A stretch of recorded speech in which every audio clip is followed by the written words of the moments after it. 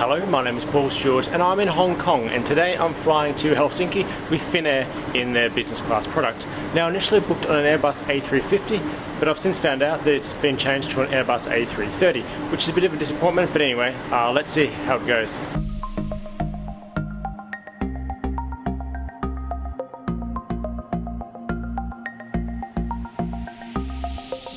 I'm a huge fan of the architecture here, as it just seems to be much more open and lighter, which is a nice thing before entering a cramped metal can for the next few hours. After skipping the queues, it was through customs and into the main terminal. As Finnair are a member of the Oneworld Alliance with a business class ticket, you can visit any and all of the Oneworld business lounges.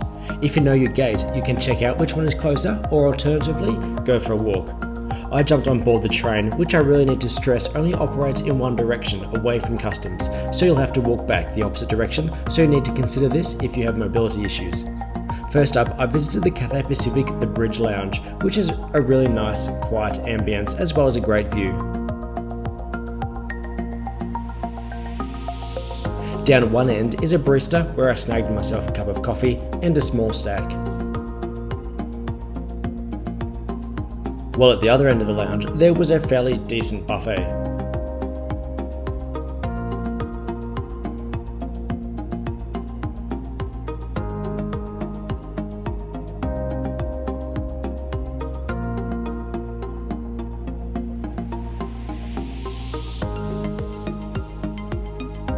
There was also a bar where I snagged a coffee and attempted to be artistic with my camera, and a fantastic view of a Cathay Pacific Airbus A330. There was also this Cathay Pacific 777-300ER, which I actually flew back to Sydney in a week later, and the video from that is up on my channel. After that, I took the travellators back towards the entrance to visit the Qantas Lounge. As this lounge is literally up a level above the public concourse, it's louder, although I personally don't mind the ambience of an airport with the chatter of announcements and things like that. This lounge certainly feels much more open, but also provides a good view of the airport apron. As I've said before, access to showers is one of the biggest perks of flying business class. While the actual flights from Sydney to London were around 24 hours, once you include travelling to and from the airport and the layovers, it ends up being 36 or 48 hours, so the opportunity to refresh yourself really makes the journey much more enjoyable. I enjoyed this braised beef brisket and egg noodle soup, another cup of coffee from the bar which got me in good spirits, and sat back and enjoyed the view. Now here is our aircraft, an Airbus A330-300, which will be taking us through to Helsinki. This route is usually flown by the newer A350, and my return flight was on board one of those, and I'll include a link to that video in the video description below. And while I'm on the topic of other videos, feel free to check out my channel and subscribe for many more similar videos. I'm also on Instagram and Facebook, where I post up some of my most favourite aviation photos and latest news. I would also love to hear from you about your thoughts on Finnair's very minimalist livery. It's literally the airline's name and a big F on the tail. I don't mind it, and I suppose it's pretty distinctive and difficult to confuse with anyone else, I guess. I had enough lounging around and took off to the departure gate to get a few better views of our bird for today's 10.5-hour journey. After a bit of a delay, we boarded this rather interesting business cabin, and I say that because there's several different types of seats in business class, and I'll attempt to explain them. On the left-hand side of the plane, they alternate between twins and their single throne chairs. The middle seats are all twins, and then on the right-hand side, which is where I was sitting, they're all singles but with alternating ledges between the aisle and on the window side.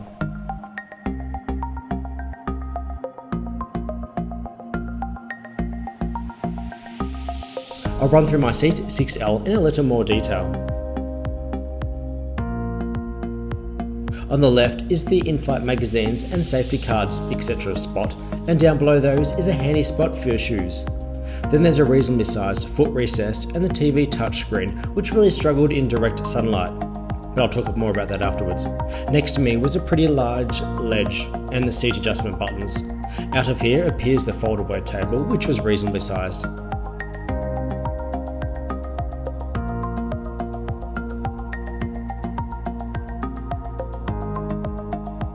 Hidden under these was the in-flight entertainment remote, and there were decent quality noise-cancelling headphones. Now as I continue on, there was these power plugs and an adjustable reading lamp, and up above those were individual air vents, and outside was a great view of the wing and the General Electric CF6 engine.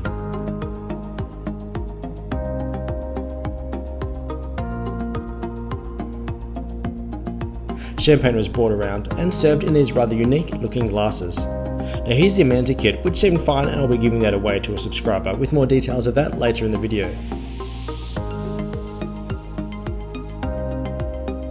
They also provide slippers, which is often overlooked in business class, and they're much easier to slip on for trips to the bathroom than going back to your regular shoes. And just before we back out, let's have a look at the in-flight entertainment, which I'm afraid was fairly average. Now the biggest problem was the glare from, well, any light. I had to close all of the window blinds just to take this bit, so obviously these windows had to remain open during taxiing and takeoff, so you really couldn't see anything on the screen at all then. The screen was also only average in size, and the English content was fairly limited. One feature I did really love though was the ability to skip the ads.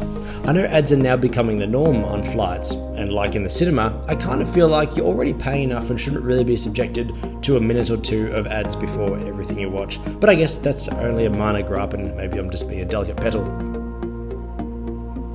We eventually backed out and took off for the runway.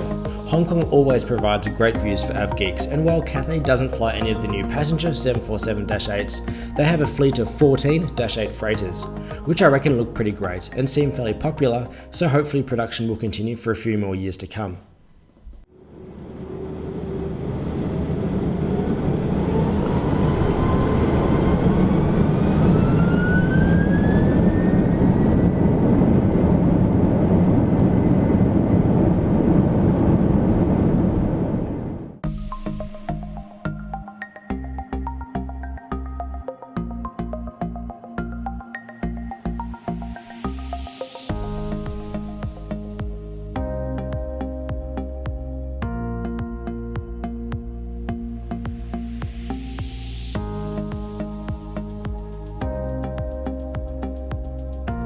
After spinning around and heading towards Finland, we got a hazy view of central Hong Kong, which I usually really enjoy visiting, although this time there was a lot of political unrest, so I stayed at the airport hotel.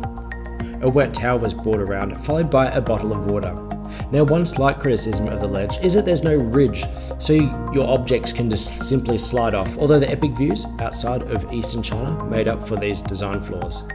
If you've seen my Finnair A350 video, you'll know that I'm a fan of the cocktails, and well, this flight was where I discovered them. First up was a blue sky, and the amuse-bouche was a scallop with sesame something, and as you can tell, I'm not a real foodie, followed by what Australians call an entree. It was a roasted duck and tasted fine. Next up, and this is what Jeb Brooks taught me is what Americans call an entree, which is our main course, was roasted Atlantic cod, which was quite minimalistic again, but tasted fine. This was washed down with a glass of champagne, and then for dessert, I had some tawny port. This was served with some nibbles, and finally, just before settling down to do some work, I had a cup of coffee and a fruit salad. I'll also post up full menus at the end of my video for those who want the full details.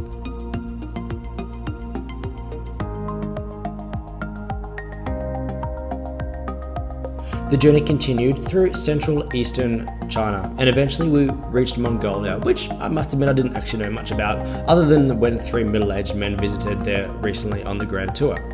I thought I might check out the loo up front, which was showing its age, but was perfectly adequate. The obvious highlight being the great view, although don't forget to lower the sunshade for your own privacy.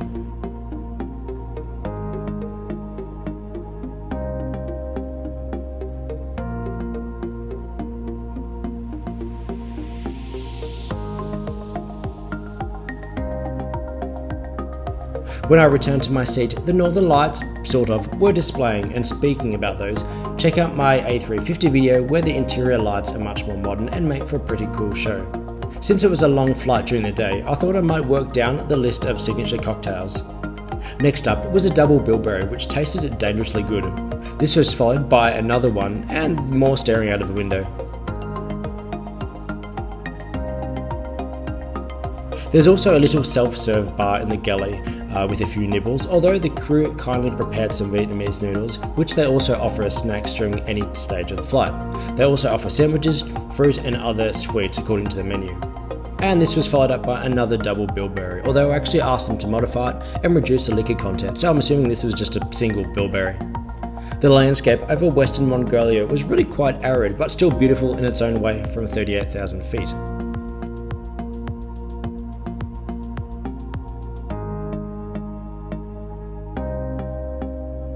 In an attempt to make myself look cultured and educated to strangers on the internet, here's a very subtle shot of me watching a documentary about something, a blue planet, number 2 presumably, I'm not sure if that means it's Mars, and having coffee, almond apple cake, and a cinnamon muffin. As it was a day flight, I didn't really need to sleep, but here's my seat in the fully flat position. It was perfectly soft, although the leg room became a little tight when it was down flat. And for a light meal, just before our arrival into Hong Kong, I had this braised beef with roasted garlic and pasta. There was also some fruit and a bilberry mocktail, and they all tasted fine. After that was removed, we started our descent down into a rainy Helsinki airport. I might quickly add that there is Wi-Fi on board, although I had to pay for it, which is unfortunate, as business passengers get 60 minutes for free on the A350. Anyway, I was too tight to pay for it and figured it's nice to have a bit of a break from social media for a few hours. Now I know Finnair are aggressively targeting Australia with cheap business fares through to European destinations, so I know a lot of you will be interested to know how the flight went. Well, overall, it was perfectly fine and great value. In fact, it was quite literally half the price of Qantas through to London via Perth. The seat is showing its age, but was perfectly comfortable, and unless you're sitting on the left-hand side, you'll have direct aisle access and a window view in every seat. The TV screens really do struggle in direct sunlight, rendering it useless really for as long as the window shades were open, and to be honest, this is a reasonably big drawback. But unlike the new A350, it does come with individual air vents, and the cabin was a nice, comfortable, cool temperature, which is how I figure it should always be, since it's always going to be easier to warm up with a blanket if you're too cold, rather than lose heat if you're already too hot. The food and drink was fine, nothing amazing, but not bad, and came with a reasonably sized portions, as well as regular drinks that were topped up by the great crew.